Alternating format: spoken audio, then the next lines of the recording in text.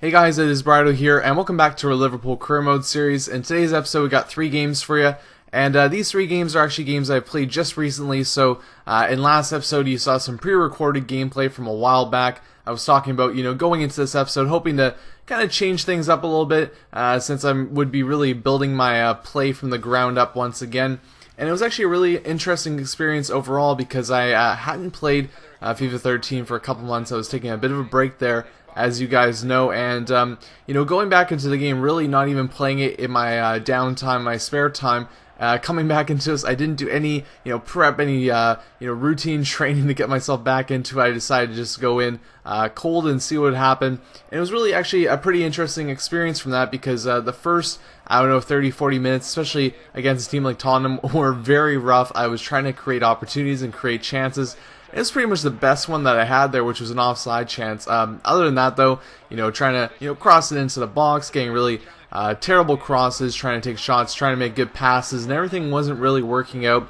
And favor wasn't our side there either because you could see the goal from Sandro actually was a deflected shot, so nothing really Leno could do there. But unfortunately for us, that is a goal for Tottenham earlier on in this game, and they get one more chance here to get up 2-0 before the first half ends. But lucky for us, Leno's there to make the save, and that is the first half ended there. So really, no opportunities for us in the first half, which is, to be expected, as I said, because we're trying to get back into it. But in the second half, I was trying to, at least do a little bit more to bolster our chance in this game, especially a really important game, too, because we're very close in the table to Tottenham. They're a team that we have to keep at bay if we want to continue to have our Champions League spot and work towards getting to the top of the table. And there was a good chance for us there in the 62nd minute, trying to start getting some opportunities here. A couple alright chances, but nothing too big. And there's the chance that's really going to break the camel's back. It's just not a great shot at all, and I don't know what Leno was doing there. He kind of could have had a strong hand, really weak hand there. The goal goes in. It's 2-0 at this point. We're really behind it. We do get a chance here to see if we can come back. Lewis Holtby, the sub, comes on, gets the goal. And it's a nice one hit from him there. So we're now only a goal back with 14 minutes to play. And, not great odds for us, especially against a team like Tottenham. But still an opportunity to see if we can get back into this. And there's a nice diving save there by Daniel Agger. And, from this corner, though, nothing good comes from it as they are able to work the ball around. Get it out to Sandro here. Sandro is able to work in a little bit of a lapse on the D there. And unfortunately, that gives him way too much space. Leno has no chance there to make the save. So it's 3-1. They're up by 2 goals again. And that's how this game's going to end, unfortunately, guys. But, not too bad. I felt all right about the game because it was the first game back. And, there was some definite lapses there of kind of reading the play. Because it's weird. You get used to actually understanding what the computer is going to do after a time. And when you come back into it, I've been playing a lot of NHL and then just a bunch of other stuff as well. I've been used to different things going on, not necessarily the AI from FIFA 13, so it wasn't that great there. But while we're going through this too, it's the transfer period, and just so you guys know, I didn't want to make any drastic transfer movement just because I didn't feel like it was the best thing to do, especially coming back into the series. I was entertaining ideas of sending big players out. And Sacco was actually a guy that I had already sent an offer away for previously when I was doing the pre-recorded stuff. So it just so happened that, no matter what the opinion on that, he was going to go. And I wasn't necessarily terribly upset about that either because, we got Quartez in the wings there. He's a great center back for us to use as well. So that's going to give him the opportunity to get some more games in. Another hot topic from the last episode was the fact that Lucas Leiva was on the transfer list. I have taken him off because of requests. And, as I've said before, many times, it's totally up to you guys what you want to see. So, I'll listen to you guys when it comes to stuff like that. And the only reason why he was on there in the first place was because of the fact that he wasn't too happy during the season thus far because of the fact that we just have these other midfielders that are demanding their time as well. And most of them are great offensive players. So if I work the ball around, they get in the scoring opportunities coming their way. They're usually able to make amends on it, but Lucas Leiva is more, noted for his great defensive play rather than his offensive play. And in the circumstances we have had in the past 2 seasons where he's gone into the spots, he hasn't been able to do as good of a job.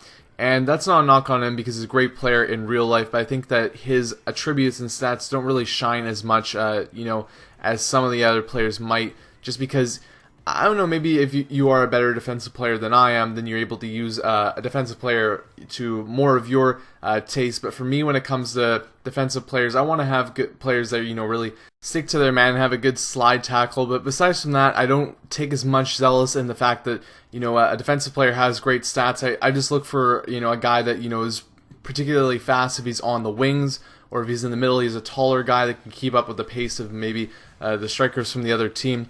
Those are the real important parts for me, because I want, the positioning to be sound so that when I take over the player, then I'm in the right spot, and I want to be able to keep up so that, we don't have a slow guy in the middle there that's being beaten, which are two things that I at least see to be problems when you play against a computer that you don't want to have. You want to give yourself the best opportunity as possible.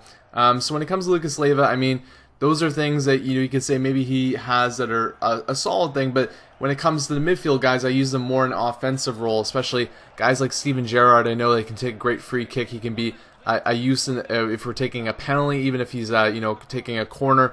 A guy like him is able to do so much still, even if he's getting up there in age. And there's other guys like him as well that we've been able to bring in that really can do the job, and that's what is most important to me, especially when in that midfield role. So he will get time, he will get opportunities, but that's the reason why he's not a starter for me. I really think that his game and potential is more for real life circumstances where he can play that role and not have to be relied on to get those goal scoring opportunities, rather than maybe what my system kind of pertains him to be.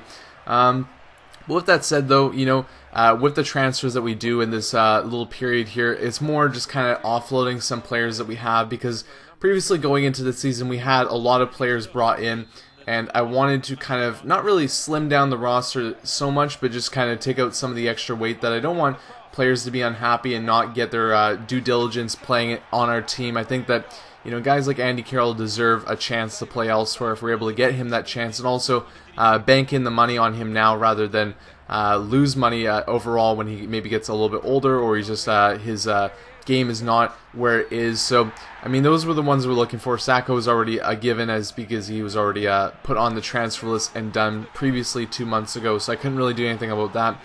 But those are the ones you're going to see in this episode, just stuff kind of offloading. So we'll have some money in the summer, but also money to put into our scouting and keep that going as well.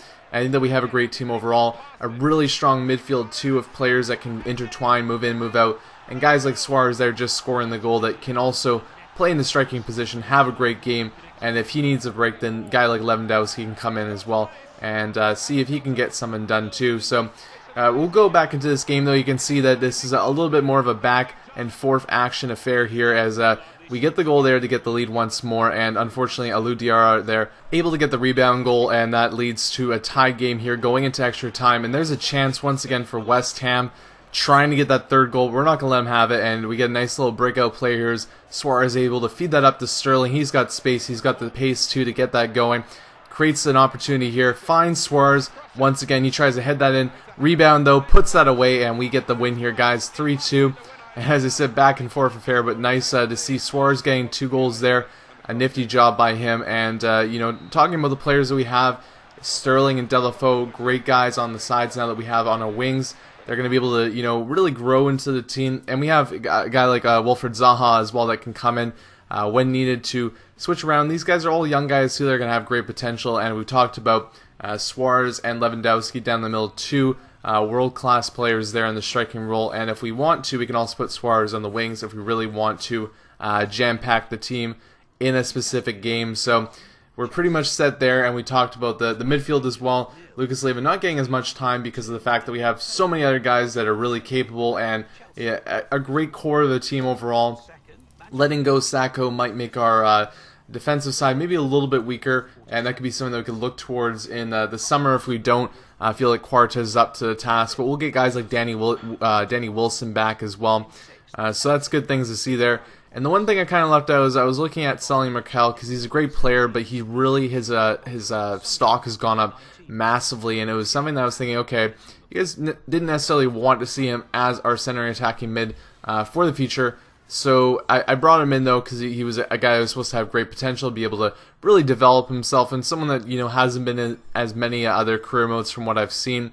So I was actually accepting offers on him, seeing what would happen there, and we got a great offer from Newcastle, and it was surprising actually that they were willing to offer that much money. I went with it, see what happened, and unfortunately the transfer talks broke down, so that wasn't going to happen there. But the good news is that this is going to give us plenty of time to talk about that too. If you guys feel like Merkel is our attacking mid to have for the future, the guy that's going to usher into kind of Steven Gerrard's role on the team, let me know, and then we can work with that going forward. That could be our guy. But if you feel like maybe he's a great player, but not necessarily the guy you want to lead a team in the future, you can also sound off regarding that fact too. And then maybe what we can do in the summer is sell him if we're able to get him at that price again, sell him off at that price again, and then use that money with a little bit maybe extra money that we get from the offseason as well towards getting a real world-class attacking midfielder for the team.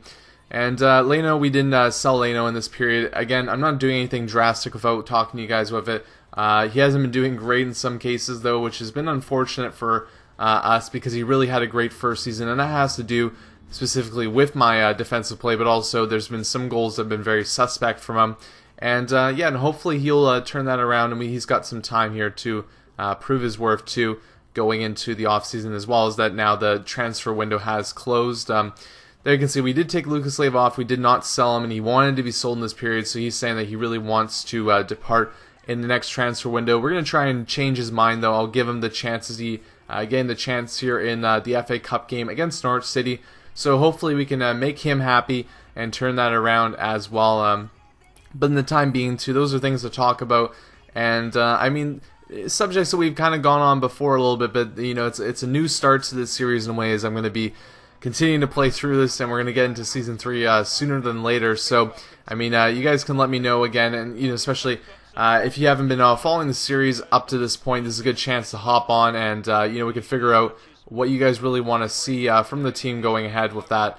But, you can see here we had Lucas Leiva starting. I accidentally put him in the more attacking role midfield, so I switched him and Suso out, as you can see right here, just to give Lucas Leiva a better role for this game.